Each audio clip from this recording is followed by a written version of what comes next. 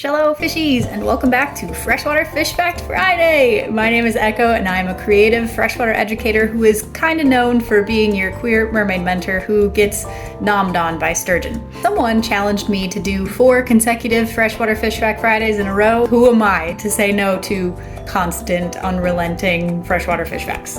Today we are talking about the lake sturgeon, otherwise known as Acipincer fulvescens by scientists, and Name by Anishinaabe-Moan speakers, who were the first caretakers of lake sturgeon in the area I live and include the Oneida, Menominee, and Potawatomi tribes. So I asked all of you what questions you had always wondered about lake sturgeon, and I'm gonna answer them right now. Please note that I'm remembering these off the top of my head and I lost all of your answers because my Instagram account got suspended, so I'm doing my best. Number 1, what are the little nubbins on the side of a sturgey for? First of all, perfect wording.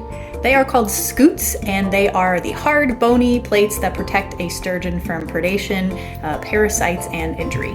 Number 2, how did I fall in love with them?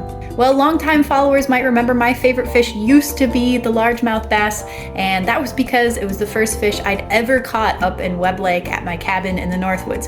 I even used to be green. It wasn't easy. But when I got my first job at the DNR, I accompanied fisheries researcher Greg Sass and his colleagues on an expedition to the Wisconsin River to conduct a population density and fecundancy study using pit tags and hook and line fishing.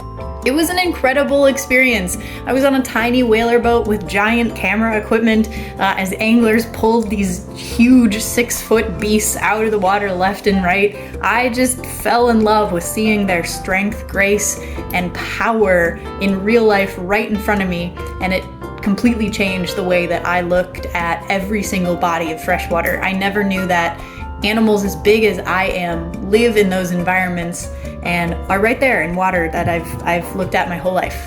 Number 3, what is their main threat? Humans, unfortunately. The lake sturgeon population in Milwaukee was almost decimated by dams, pollution, and overfishing in the 800s.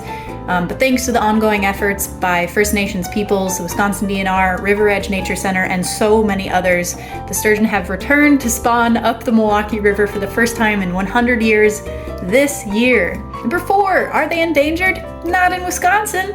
If you follow the hook and line regulations at dnr.wi.gov, you can read up on how you can legally catch and release or harvest a sturgeon.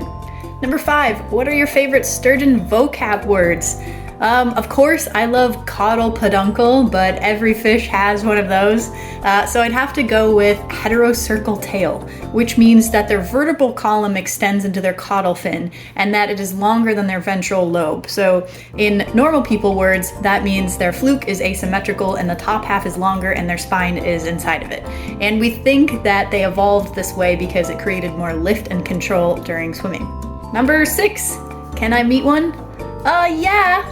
This footage here is from Sturgeon Fest in Milwaukee, Wisconsin, where you can sponsor a sturgeon and release one into the Milwaukee River. The stock are raised at the River Edge Nature Center, and the effort is 25 years in the making to restore the native population density that once thrived there.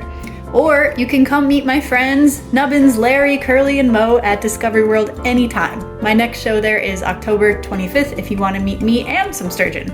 Also, be sure to check out Niin Name, I Am a Sturgeon by Joe Hunter. If you're in the Milwaukee area, check out sturgeonprotectors.org, and if you're in Wisconsin in general, read the Wisconsin Sturgeon Management Plan at dnr.wi.gov for great info about sturgeon in Wisconsin. What have you always wanted to know about freshwater fish?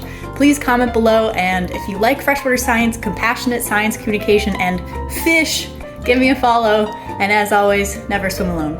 Bye!